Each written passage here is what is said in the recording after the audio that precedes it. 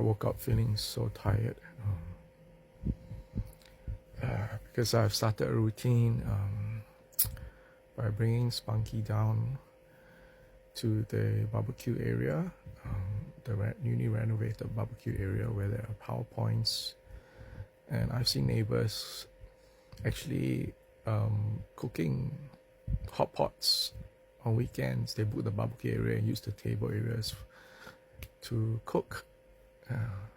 It's just like the newer condos where there is a outdoor cooking area that residents can use for free. So I found that to be very useful. I've gotten down.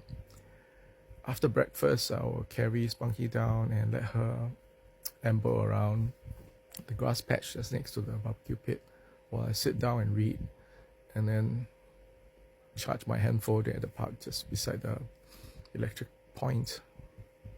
So yesterday I even got bolder and just decided, okay, I will just bring down some frozen food and heat them up in the electric cooker, the small electric cooker for a single person at the spot.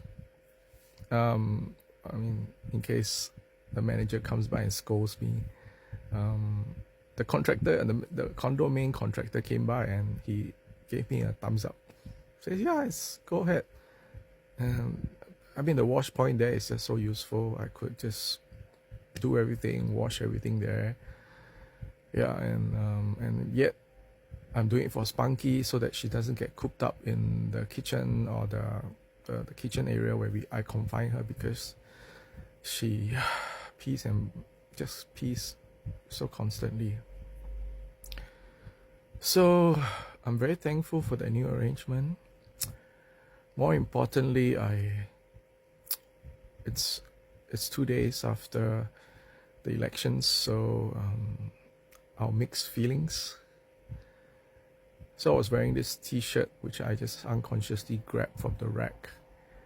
It's a threadless t-shirt featuring waves, blue waves, white waves all over, and it's so poignant, and yeah, I think resisting and pushing back when leaders say the wrong things or are misbehaving, it should not only take place during elections or during staff meetings, but it should be a daily effort of speaking up, of educating kids, educating the public, like I always do at the library. more of that in future. Gosh, I met 3 unreasonable men in the library on Monday, the day just after elections. Unbelievable, the confrontations. So yeah, resistance is not futile. It should happen daily, regularly, not just on election days. So we send a very clear message that we are for inclusivity, we are for justice, we are for real democracy, we are for fairness. Yeah. And I was just texting my former colleagues in another chat group, and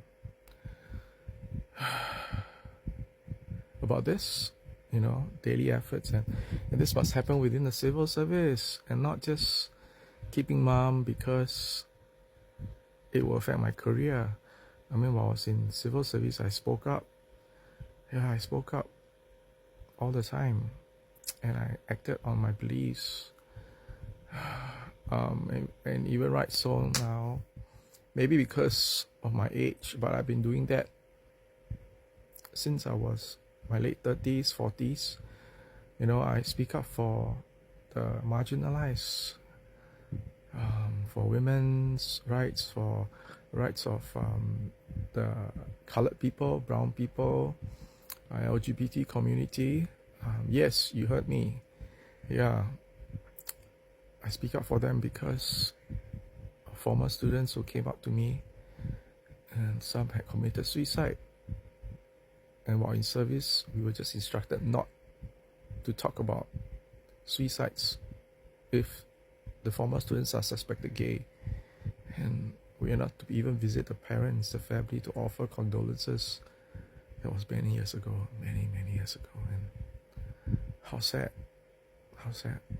So I speak up very openly on my social media for their rights, for their right to love, because the religious fronts, their offer of conversion therapy has proven, and they admitted themselves, the global network of Genesis International, I think it's called, Exodus International, I can't remember, they have admitted that it is ineffective, it is wrong, it is abusive towards its participants.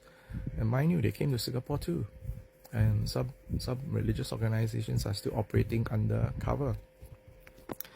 Though it's not illegal, I speak up for their right to love, their right to marry.